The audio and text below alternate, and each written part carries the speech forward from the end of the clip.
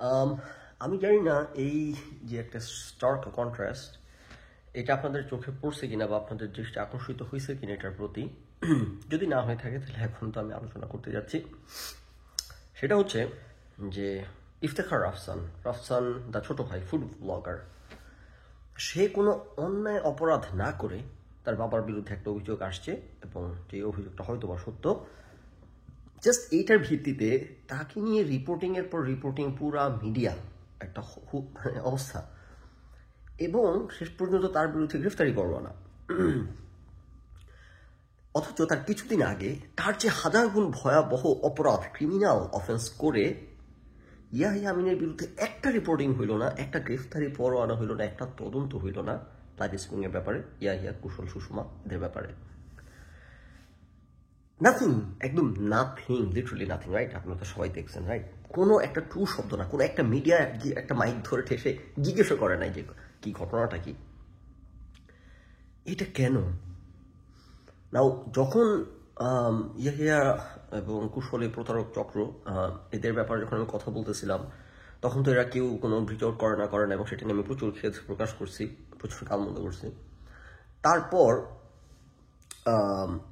একটা ইয়েতে আমার পেজ থেকে একটা স্ট্যাটাস দিলাম, একদিন দিছিলাম যে এরকম কেউ যোগাযোগ করেন, এরকম খুব খেদ প্রকাশ করে করে তারপর যোগাযোগ করছে একটা দুইটা মিডিয়া। যোগাযোগ করার পর আমি আবার স্ট্যাটাস আরেকটা দিছি উদ্দেশ্যমূলকভাবে, কারণ মিডিয়াগুলো লক্ষ্য করবে, ঠিক গরিবগুলো যেটা করে আর কি, যে একটা মিডিয়া কোনো খবর পিক করলে তখন সবাই ঝাঁপায় পড়ে, আর যদি পিক না করে তাহলে অ্যাভয়েড করে। এটা তাদের আপনারা লক্ষ্য করলে এটা প্যাটার্ন দেখতে পাবেন। সো আমি জানি এরা এরকম করে, এই কারণে আমার সাথে যখন দু একজন যোগাযোগ করছে, আমি এটা আমার পেজ থেকে স্ট্যাটাস দিছি যে আমার সাথে দু একজন যোগাযোগ করছে এবং এটা কাজ করছে লাইক ম্যাজিক। তারপর সাথে সাথে 5-6টা ধাপ করে যোগাযোগ করে ফেলছে এবং শীর্ষস্থানীয় ডেইলি স্টার, ভোরের কাগজ, সময় টিভি থেকে এরকম একদম শীর্ষস্থানীয় অনেকগুলো মিডিয়া থেকে যোগাযোগ করছে। আরও কারা কারা শীর্ষস্থানীয় যোগাযোগ করছে 6-7টা। আচ্ছা, ভালো কথা। করার পর এগুলো তখন আলোচনা করছি আপনাদেরকে, সহ দেখাইছি, ইমেল স্ক্রিনশট সহ। আসে যোগাযোগ করে, একদিন দুদিন যোগাযোগ করার পর তারপর আর কেউ কোনো খোঁজ খবর নেই, সব পিছিয়ে চলে যায় এবং শেষ পর্যন্ত একটা রিপোর্টিং হয় না তাদেরকে নিয়ে, জিজ্ঞেসও করা হয় না, তদন্ত করা হয় না। আরে ভাই, একটা প্রশ্ন করলে, একটা তদন্ত করলে, একটা রিপোর্ট করলে তাদের বিরুদ্ধে এরকম ভয়াবহ অভিযোগ আছে, হেলথ সেক্টর নিয়ে তারা এরকম প্রতারণা করতেছে, একটা রিপোর্ট না করেন। আচ্ছা, তো আমার কাছে এই প্রশ্নটার উত্তর সত্যি কথা বলতে তখনও ছিল না, এখনো নাই। ইট মেক্স জিরো সেন্স যে পুরা মিডিয়া একটা অর্কেস্ট্রেট করে একটা স্মোকিং রুমে গিয়ে প্ল্যান করছে আমরা কেউ রিপোর্ট করবো না একযোগে। এটা হইতে পারে না, it makes no sense. At the same time, how come যে তারা কেউ কোনো রিপোর্ট করলো না, শেষ পর্যন্ত করলোই না। আচ্ছা, মানলাম ওই যে ইত্তেফাকের চোরগুলোকে টাকা খাওয়ায় ওরা একটা রিপোর্ট করাইতে পারছে, পজিটিভ রিপোর্টিং এর বিতর্কের মধ্যে কি জানি বলে, ইয়াহিয়া কুশল প্রতারক চক্র আর কি, লাইফ স্প্রিং এর হয়ে মানলাম টাকা খাওয়া একটা রিপোর্ট করছে। বাকি সবার মুখ কেমনে বন্ধ করলো? এখন দেখেন, তখন অনেকে বলছেন, আমিও অনেক কিছু ভাবার চেষ্টা করছি যে এগুলো তো সরকারের সাথে উঠবস করে, সরকারের সাথে লিঙ্ক ফিঙ্ক আছে, কিন্তু that alone can not explain ইট। কারণ হচ্ছে আপনার মানে সরকারের সাথে ওঠা বসা সবাইকে দিয়ে মুখ বন্ধ করানো, আনলেস সরকারের তরফ থেকে সকল মিডিয়াকে, তখন আমি এই পয়েন্টগুলো আলোচনা করছিলাম যে এক্সকিউজ মি, সরকার কিন্তু এটা করে, খবর পড়ে জানি যে সরকার হইতেছে বিটিআরসির মাধ্যমে মিডিয়াগুলোকে হইতেছে মেসেজ পাঠায় যে এটা নিয়ে কোনো রিপোর্ট করা যাবে না, পাঠাই বলবো। এগুলো সাধারণত সরকার বিরোধী কোনো বিষয় হলে, পলিটিক্যাল বিষয়। ইয়াহিয়া আমিনের মতো একজন প্রাইভেট সিটিজেনের একটা ইস্যু, তাকে সেভ করার জন্য সকল মিডিয়াতে সরকারের তরফ থেকে, এটা হার্ড টু বিলিভ। এটা হইতে পারে যদি এই যে বিটিআরসির সাথে কোনো লিঙ্ক থাকে, তারপর তাইলে বিটিআরসিকে দিয়ে, মানে মাননীয় প্রধানমন্ত্রী জাতির জনক বঙ্গবন্ধু শেখ মুজিবুর রহমানের কন্যা, সুযোগ্য কন্যা শেখ হাসিনা হয়তো ইনভলভ হয় না, কিন্তু বিটিআরসিতে লোক ছিল, তাকে দিয়ে মিডিয়াতে থ্রেট করানো হয়েছে, হইলে হইতে পারে। এছাড়া মানে আমি জানি না, আমার কাছে কোনো একদম একটা কনক্লুসিভ কোনো থিওরি নেই, আমি খুবই কনফিউজড। না, যেটা বললাম, যেটার সাথে যে স্টার্ক কন্ট্রাস্ট, আরেকজন অনলাইন তারকা, তাকে সে কোনো অপরাধ না করে এরকম মিডিয়া রিপোর্টিং, ধরপাকড়, গ্রেফতারি পরোয়ানা। কিছুদিন আগে ইয়াহিয়া কুশলকে লাগে একটা 10 ফিট পোল দিয়েও টাচ করে নাই মিডিয়া এবং আইন আদালত এরা। কেন? আমি আপনাদের কাছে একটা প্রশ্ন রাখলাম। এটা একটা ইন্টারেস্টিং ব্যাপার যে হাজার হাজার মানুষের সামনে কোনো কথা বললে, তাদের মতামত দিলে কত মানে নানান অ্যাঙ্গেল উঠে আসে, অনেক ইন্টারেস্টিং অ্যাঙ্গেল উঠে আসে, যেগুলো কখনো মাথায় আসে না। আই এম হোপিং আপনাদের কারো কাছ থেকে একটা খুব ইন্টারেস্টিং অ্যাঙ্গেল উঠে আসবে। আমার মাথায় কোনো অ্যাঙ্গেল ধরতেছে না। এই যে কিছুদিন আগে হচ্ছে ওই যে ফেসবুক নিয়ে দেখেন থিওরি কিভাবে ভুল হয় বিধায় আমি কখনো ইয়ে করি না, মানে সবসময় রুম রাখি, যত থিওরি দিই দেখবেন সবসময় রুম রাখি, রাইট? বয়স হয়েছে, অভিজ্ঞতা হয়েছে, এই কারণে আর কি কনস্পিরেসি থিওরি মবগিরিটা ঠিক আসে না আর কি। সো সো যত যাই হোক, যেমন ওই যেটা বললাম যে ধরেন ফেসবুকে আমরা একটু সাইট্রাক্ট হবো, কিন্তু তারপর কাইন্ড অফ জার্মিন, যে ফেসবুকে আমরা ধরেন যে কোনো একটা কোথাও ঘুরতে গেছি, খাইতে গেছি, কারোর সাথে কোনো ইয়ে নিয়ে ধরেন আজকে চানাচুর নিয়ে আলোচনা করছি, তারপর ফেসবুকে ঢুকে দেখি চানাচুরের অ্যাড। তো এগুলো নিয়ে প্রচুর কনস্পিরেসি থিওরি, যে ফেসবুক আমাদের ফোন আড়ি পাতে, আমাদের কনভারসেশন আড়ি পাতে, আমাদের ক্যামেরা দিয়ে আমাদের বাসার ভিতরে কি করতেছি সব দেখে। এই বুলশিট নিয়ে বিভিন্ন সময় কথাবার্তা বলছি, লেখালেখি করছি, ডিটেলস আসলে কিভাবে কাজ করে। তো ফেসবুকে এগুলো ইম্পসিবল করা, মানে ইম্পসিবল বলতে ইন দ্যাট যেটা কখনোই সম্ভব না এটা করা, কারণ ফেসবুককে আইন মেনে ব্যবসা করতে হয়। এগুলা করলে নাগরিকের প্রাইভেসি এইভাবে লঙ্ঘন করলে ফেসবুকের থুল পিতল বাঙালির সাথে করে পার পাবে, আমেরিকানদের সাথে করে তার পার পাবে না, রাইট? এটা হচ্ছে একটা আইন আছে। সেকেন্ড হচ্ছে ফেসবুকের নিজের একটা ইমেজ জায়গা, এগুলো অন্য আলাপ, এগুলো খুবই হাস্যকর কথা। যারা বলে তাদের, মানে যারা এইসব কথা বলে তারা নিজেদেরকে ওই রাইট দেন দেওয়ার ভিতরে অপমানিত করে, তারা এক্সপোজ করে দেয় যে তারা দুনিয়া সম্পর্কে কত কম জানে এবং কি পরিমাণ ইডিওটিক চিন্তা ভাবনা নিয়ে করে যাও। তো ফেসবুক, ইউটিউব, গুগল, ইয়াস, এদের ক্যাপাবিলিটি নাই, হ্যাঁ আছে, কিন্তু তারা এটা করে না, রাইট? হ্যাঁ, কখন করবে? ধরেন যে আপনি যদি চায়নার প্রেসিডেন্ট হন, আপনি চায়নার প্রেসিডেন্ট, আপনার ফোনে হইতেছে ব্রিজ করবে, ওই আমেরিকার প্রেসিডেন্ট মার্ক জাকারবার্গকে বা ফেসবুককে বলছে যে চায়নার প্রেসিডেন্টের ফোন ব্রিজ করো। এখন জাকারবার্গ বলবে যে দেখো এটা আমাদের পলিসি হচ্ছে, আমাদের যারা ইউজার তাদের প্রাইভেসি ব্রিজ না করে, এটা আমাদের পলিসিটা আমরা করতে পারবো না। তখন বলবো যে একদম কিন্তু ফাটাই ফেলবো। তখন হইতেছে ফেসবুক হইতেছে ওই চাইনিজ সরকারের ধরার ওইরকম হইলে সম্ভব, হ্যাঁ। এই জন্য ওনার সম্ভব, তার মানে এই না করে বেড়া যাও।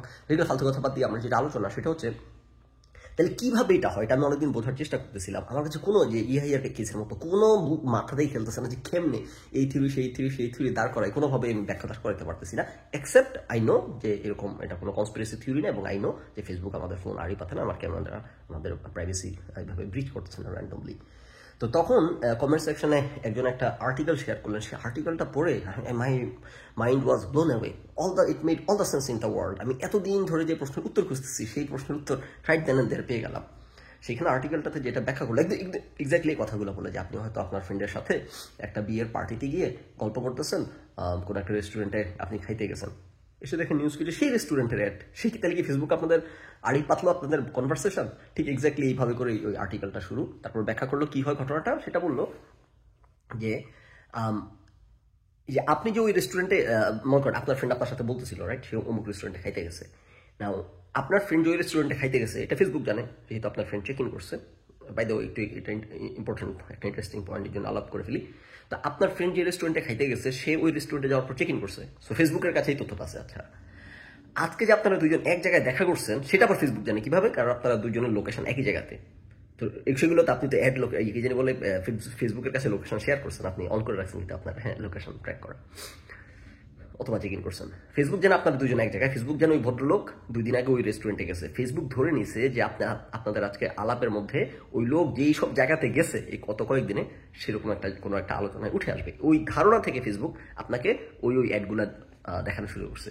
এর মধ্যে সত্যিকার অর্থে ওই লোক যেই জায়গাটার কথা মেনশন করছে, যেমন একটা রেস্টুরেন্টে গেছে, সেই রেস্টুরেন্টের কথা মেনশন করছে, এটা কমন পড়ে গেল। সাথে সাথে আপনি পাগল হয়ে গেলেন যে ওরে বাবা, ফেসবুক কিভাবে জানলো যে আজকে আমাদের কথার মধ্যে অমুক রেস্টুরেন্ট নিয়ে আলোচনা করছি, তাহলে কি ফেসবুক আমার ফোন থেকে আড়ি পাচ্ছে? তো খুবই রিজনেবল ব্যাখ্যা, খুবই ইন্টারেস্টিং ব্যাখ্যা। আমি এই ব্যাখ্যা অনেকদিন খুঁজে পাই নাই। এই ব্যাখ্যা আমার কাছে প্রথম সেন্স মেক করলো। নাও যারা এগুলো নিয়ে কাজ করে, ডেটা নিয়ে, তাদের কাছে জানতে পারবো আরও হয়তো ইন্টারেস্টিং অ্যাঙ্গেল আছে যেগুলো আমাদের মাথায় আসবে না।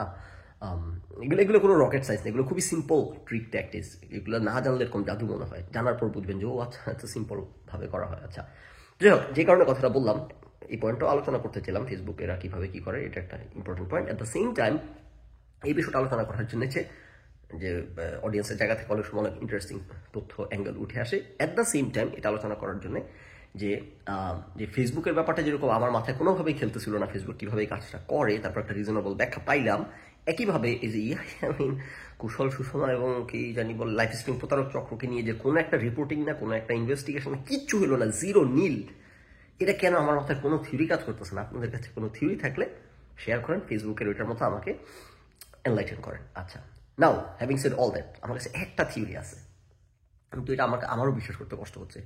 বাট একটা থিওরি তো দিতে হবে, না ধৈর্য থাকবে না, একটা থিওরি দিয়ে যায়। হ্যাঁ, সেটা হচ্ছে মব। এখন দেখেন মিডিয়া তো মত পোষণ করে বেড়ায়, এটা তো খুব ভালো করেই জানবেন। এটা ফেসবুক ইউটিউবার যেগুলো ফেসবুক ইউটিউব করে খাই, এগুলো করে বেড়া, যারা ফেসবুকে লেখালেখি করে, সবাই মত পোষণ করে, প্রত্যেকে, every single one of them. আমি আপনাকে বলে দিলাম, every single one of them. কি বললে পাবলিক পছন্দ করবে, কি বললে, এগুলো মেনটেন করে করে কাজ করে, রাইট? আর মিডিয়া যেহেতু রুটি রুজি, তারা তো একেবারে উলঙ্গ হয়ে নেমে পড়ে এইগুলা করার ক্ষেত্রে। সো দেখেন এই যে রাফসান টাফসান, এদেরকে কিন্তু মানুষের অপছন্দ করে, মানে বেশিরভাগ 90% মুসলিমের দেশ, তৌহিদি জনতা মপ আর কি, এটা বাংলাদেশের বেশিরভাগ অডিয়েন্স যেগুলো ফেসবুক ইউটিউবে ঘোরাঘুরি করে বা যেগুলো এরকম, এরা বেশিরভাগ আপনার রাফসান, সালমান মুক্তাদির, এরকম যারা ইয়ে করে, ইংলিশ মিডিয়াম থেকে পড়াশোনা করে আসছে, এই ধরনের ড্রেস পরে, ইংরেজি বলে কথা বলছে, এদের কিন্তু তীব্রভাবে অপছন্দ করে। সুতরাং মিডিয়া এই মবকে জানে এটা মব খাবে, এগুলা পিক করলে, এটা পিক করছে, ফেনাইছে, এই করছে, এবং যারা আইন প্রয়োগকারী সংস্থা থেকে শুরু করে, যারা তোর জোর করে একদম অভিযান টভিযান শুরু করে দিল, এরা সবাই কিন্তু এদেরকে অপছন্দ করে, এই সালমানদের বা এই মানে এই গ্রুপটাকে আর কি, যারা ইংলিশ মিডিয়াম থেকে আসা ইউটিউবার, এগুলো এদেরকে অপছন্দ করে। চান্স পেয়ে একদম ল্যাং মারা শুরু করে দিচ্ছে এবং মপ্তসন করা শুরু করে দিচ্ছে। অন দ্য আদার হ্যান্ড, যাতে ওরা দাঁড়িয়ে রাখা বাটপার, তারপর সুষমা রেজা হইতেছে হিজাব পরা বাটপার, এবং সুষমা রেজাকে বাটপার না বলে বলি আমরা এভাবে বলি, বাটপারের সহযোগী এবং অসৎ। কুশল হইতেছে, সব কুশলকে বাটপার বলা যায়, ওরে বাবা রে বাবা, কুশল তো। তো এই যে চক্র মিলে একে জেনে বুঝে এর প্রতারণা, 10,000 টাকা করে মানুষের কাছ থেকে নিতেছে, এভাবে এত বড় প্রতারণা করে, এরা সবাই জানে খুব ভালো করে। আমরা জানতাম না, সাধারণ মানুষ, দেশের মানুষ অবাক হয়েছে, এরা সকলে জানতো, জেনে বুঝে এরা, এবং এটা ধরা পড়ার পর আবার নানান রকম ডিফেন্স, নানান ব্যাখ্যা, সুষমা রেজার, মুনমুন জাহান, কি জানি নাফিস সেলিম, তারপরে বাটপার চক্র আর কি মিলে। তো এরা সবাই দেখেন, এই যে ধর্ম করতেই কারণে ব্যবসা দাঁড় করেছে, ধর্ম করে এগুলা।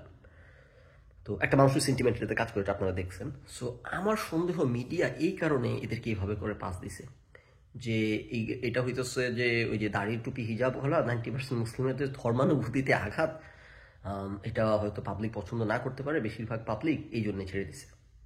কিন্তু স্টিল এটা আমার কাছে সেন্স মেক করে না। তাই বলে এইভাবে একটা মিডিয়া, একটা রিপোর্টিং না, একটা তদন্ত না, কেউ এত বড় একটা গর্হিত অপরাধ, একটা তদন্ত না, আই ডোন্ট নো, আমার কাছে ব্যাখ্যা নেই, জন্য আপনাদের কাছে ব্যাখ্যা চাইছি। ওই ফেসবুকের ওই ঘটনার মতো করে আপনারা আমাকে একটা ব্যাখ্যা জানান, আমার মাথা এখনো খেলতেছে না। তবে এটা দিবালোকের মতো স্পষ্ট যে রাফসান, ইফতেখার রাফসান ছোট ভাই কোনো অন্যায় অপরাধ না করে তার বিরুদ্ধে গ্রেফতারি পরোয়ানা খুঁজে বের করছে একটা অন্যায়, আর এরা এত বড় হেলথ সেক্টর নিয়ে এত বড় প্রতারণা করার পর এদের বিরুদ্ধে একটা রিপোর্ট হয় না, তদন্ত তো দূরের কথা। একটু জিনিসটা আপনার এই স্টার কন্ট্রাস্টটা আমরা দেখতে পেলাম, কেন কি সেই ব্যাখ্যা আপনারা আমাকে জানান, আমি জানার জন্য অধীর আগ্রহে অপেক্ষা করে আছি।